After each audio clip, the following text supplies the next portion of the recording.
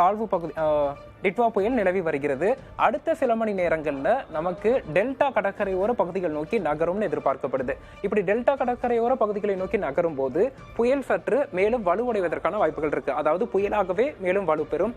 அந்த சமயங்கள்ல புயலின் மேற்கு பகுதி, அதாவது புயலின் மையப்பகுதி டெல்டா கடலோர பகுதிகளில் இருந்தாலும் புயலின் மேற்கு பகுதி நமக்கு கடலூர், மயிலாடுதுறை, காரைக்கால், நாகப்பட்டினம், திருவாரூர், தஞ்சாவூர் உள்ளிட்ட மாவட்டங்கள்ல இன்று பகல் நேரத்தில் விழும் என எதிர்பார்க்கப்படுது.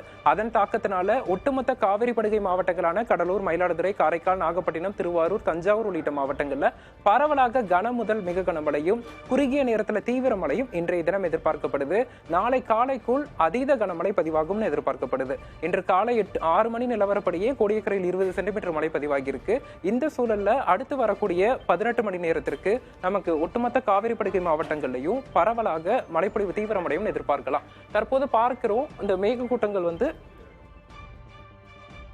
மேகக்கூட்டங்கள் பார்த்தோம்னா நமக்கு காவிரி படுகை மாவட்டங்களில் தொடங்கி இருப்பதை பார்க்க முடியுது. காரைக்கால், நாகப்பட்டினம், திருவாரூர், வேதாரண்யம் போன்ற பகுதிகளில் மலை மேகங்கள் காணப்படுது.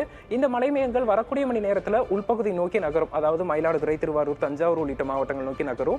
அதே போல புயல் நமக்கு டெல்டா கடற்கரையில் மையம் கொண்டு அது வலுவடைந்து அதன் மேற்கு பகுதி விழும்போது மழை மேலும் தீவிரமடையும் அப்படின்னு நம்ம எதிர்பார்க்கலாம்.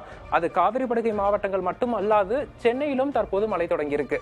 அதாவது நமக்கு காவிரி டெல்டா பகுதிகளை நோக்கி நகர்ந்த பிறகு விட்டு விட்டு சென்னையில மழை எதிர்பார்க்கலாம் வரக்கூடிய மணி நேரங்கள்ல. இன்று மாலை அல்லது இரவு முதல் சென்னை உள்ளிட்ட மாவட்டங்கள்ல மழையின் தாக்கம் அதிகரிக்கும்.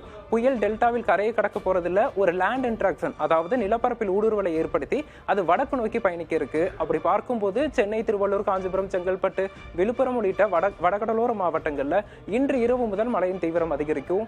காவிரி படுகை மாவட்டங்கள்ல நாளை காலை வரை அடுத்த 24 மணி நேரத்திற்கு மக்கள் எச்சரிக்கையாக இருக்க வேண்டிய சூழல் ஏற்பட்டிருக்கு.